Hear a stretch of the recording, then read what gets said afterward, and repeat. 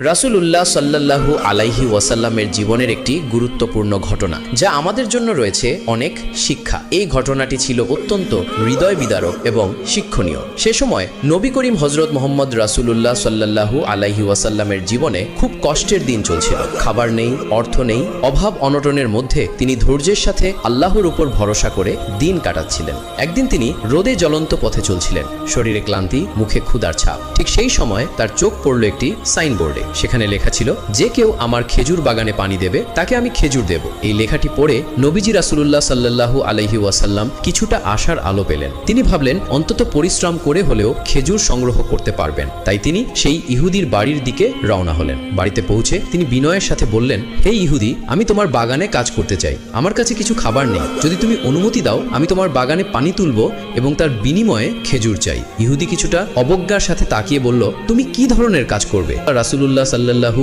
আলাইহি ওয়াসাল্লাম উত্তর দিলেন, শুনেছি তোমার খেজুর বাগানে পানি দিলে খেজুর দেওয়া হয়, আমি সেই কাজটাই করতে চাই। ইহুদি তখন মনে মনে হাসল।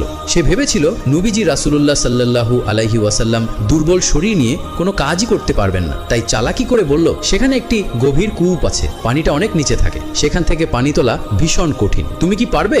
নবীজি রাসূলুল্লাহ সাল্লাল্লাহু আলাইহি ওয়াসাল্লাম দৃঢ় কণ্ঠে বললেন, হ্যাঁ, আমি পারবো, আমার খাবারের দরকার আছে। তখন ইহুদি ইচ্ছা করে একটি পচা রশির পুরনো বালতি নিয়ে এলো, যে বহুদিন ব্যবহার করা হয়নি। সে মনে মনে ভাবলো, এই বালতি ফেলে দিলে রশি ছিঁড়ে যাবে আর এই লোক কোনোদিনই পানি তুলতে পারবে না। নবীজি রাসূলুল্লাহ সাল্লাল্লাহু আলাইহি ওয়াসাল্লাম সেই বালতি নিলেন এবং কূপের কাছে গিয়ে সেটি নিচে ফেললেন। কিন্তু ইহুদির ধারণার মতোই হলো, রশি ছিঁড়ে গিয়ে বালতিটি গভীরে পানির মধ্যে পড়ে গেল। দূর থেকে দাঁড়িয়ে ইহুদি দৃশ্যটি উপভোগ করছিল। এরপর সে রাগ দেখানোর ভান করে নবীজি রাসূলুল্লাহ সাল্লাল্লাহু আলাইহি ওয়াসাল্লামের কাছে এসে তার গালে চড় মারল। কিন্তু দেখুন কি অসীম ধৈর্য ও করুণা ছিল প্রিয় নবীর। তিনি কিছুই বললেন না, আল্লাহর কাছে কোনো অভিযোগ করলেন না, বরং শান্ত কণ্ঠে বললেন, তুমি যে হাতে আমাকে আঘাত করেছো, সেই হাতে কি ব্যথা পেয়েছো? ইহুদি হতভম্ব হয়ে গেল। সে বলল, না, ব্যথা পাইনি, কিন্তু তুমি আমার নতুন বালতিটা কূপে ফেলে দিয়েছো, তাই তোমাকে আঘাত করেছি।